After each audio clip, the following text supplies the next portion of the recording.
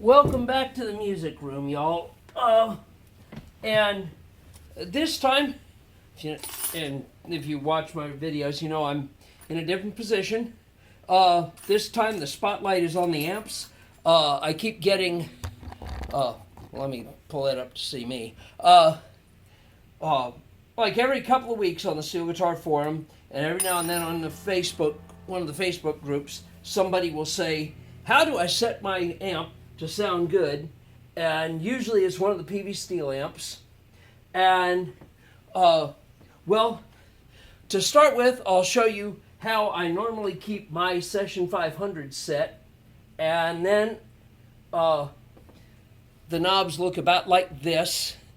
And now I will show you how to set them so that you get a good sound, because everybody's attack and everybody's guitar will sound a little different. So you start by making, actually first I'll explain what the knobs do, and then after we get done with this one I'm going to show you on the Session 400 above it. But the 500 has pretty much the same architecture as all the amps that have come after it. The Session 400 Limited, the Nashville 400, the Nashville 1000, the Nashville 2000, and the 112, although it wants the knob set a little differently because that 12 inch is a little brighter. But the lows, they determine the fatness and the warmth. Highs kind of give you the brightness, and the presence knob, in case you didn't know, is an ultra high. So the highs give you some bright, and the presence knob puts a razor's edge on it, and you know, damn sure will cut once you turn it up. Anyhow, so what I do is I start just by making a bit of noise on the C6 neck, and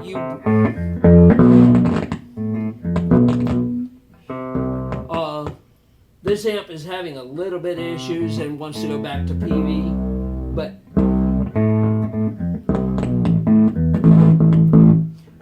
you run it until it starts getting a little woofy and boomy, and back it off a bit. And then you run, we skip the mids for the moment and go up to the highs.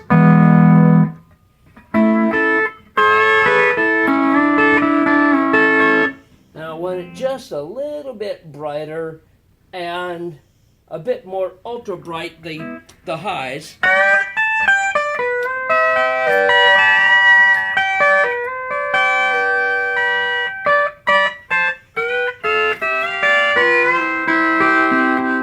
And then the mids, you can either boost or cut, and most of us like a little bit of boost or cut at around 800, and that can move a little bit.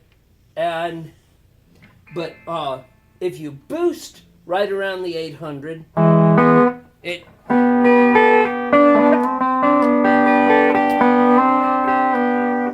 notice it's got a little, I'm going to go into input 2. I seem to be a little hot for it, or maybe it's just distorting because it's time to go to work.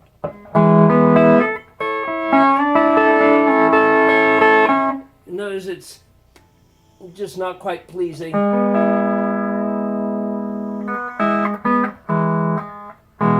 And then Curly Chalker liked to crank the low mids, and then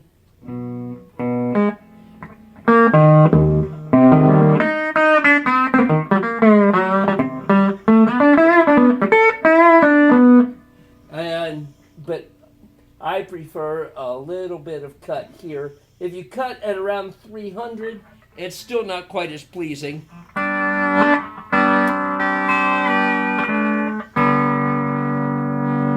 And then, so it seems to sound best if you run it a little bit of cut, like just a bit more than 3, and the shift at a bit north of 800.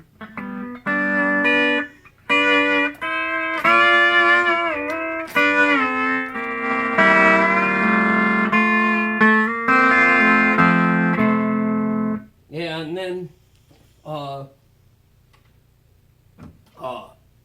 the Session 400 above it is built similar, but instead of IC chips, all of the EQ is done in circuits with discrete transistors, and the knobs are also in reverse order: presence, treble, middle, shift, and then the bass.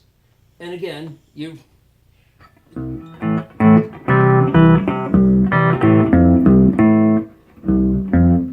that's a little too boomy and woofy, so I back it down. And I like the mids just about there. Bit more treble, bit more presence, and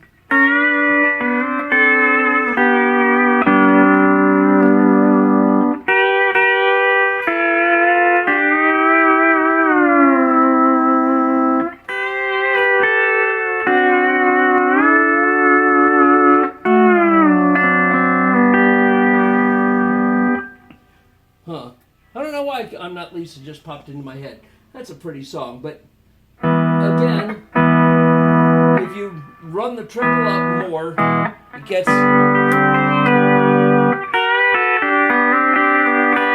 and then the presence just turns it into an ice pick.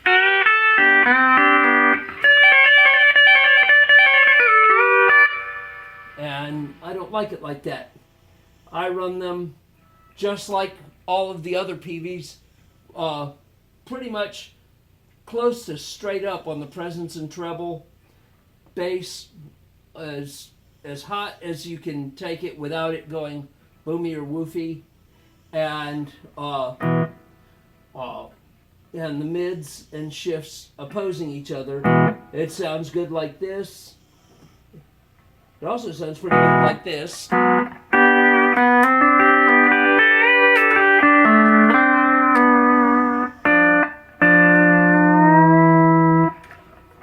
And it sounds less good if they're both pointing the same way.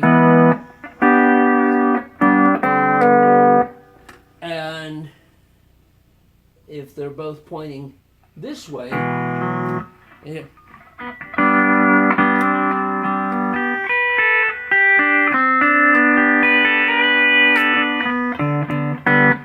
actually, unless you run the presence and the treble up too high on these old 400s, it's almost impossible to get a bad tone out of them. And that includes on the bottom end. Ah!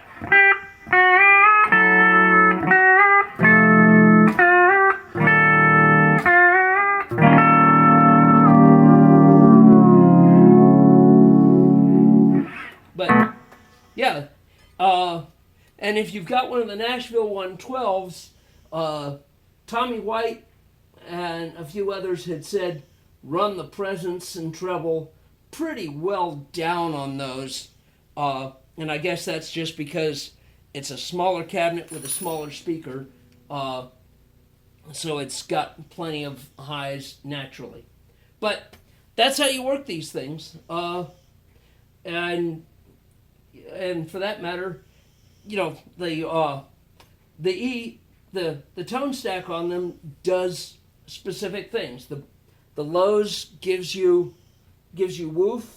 The mid and shift work together to give you the flavor, and you can either make it warm, hollow, tinny, honky, but these two knobs determine your flavor, and the high and presence, they give you both the brightness, and the presence will just polish it to a nice picky point. Anyhow, but that's it. Hope it helped.